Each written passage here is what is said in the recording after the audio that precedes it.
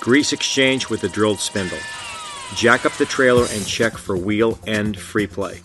If there is free play, tighten one castle nut notch at a time until there is no free play. Step 1. Remove the diaphragm from the air cap. Place an empty box under the cap next to the wheel. Step 2. Put a grease gun on the Zerk fitting in the end of the spindle and start greasing. Spin the tires slowly until the grease starts coming out of the cap and falling into the container. Note, because the hub was pressurized with airtight, it is impossible for contamination to enter, and the reason for the grease exchange is because of lower viscosity grease due to time and mileage. If you are expelling grease that has water in it, the wheel must be pulled due to possible bearing and race contamination, and this would indicate that the hub was submerged without being pressurized.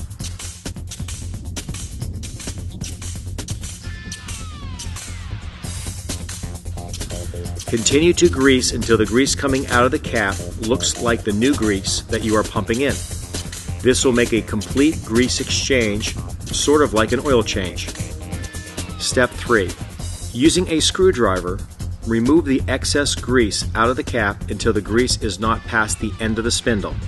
Use a screwdriver or other similar tool for grease removal, since the hole in the cap may have sharp edges.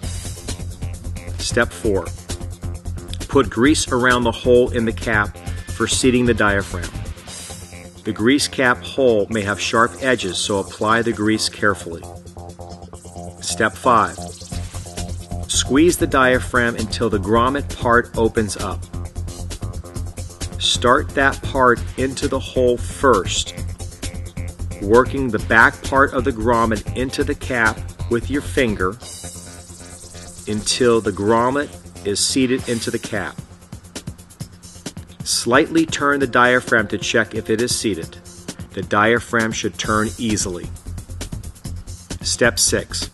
Put grease in the hole on the diaphragm and on the end of the needle prior to inflating the diaphragm. Work the needle in the hole back and forth until the needle slides easily. This is important to lubricate the built-in needle valve so the valve closes 100%. Air up the diaphragm until the diaphragm expands out past the cap 3/4 of an inch. Remove the needle immediately. Step 7. Clean off any extra grease that is present on the cap and diaphragm. Discard the old grease and rags properly.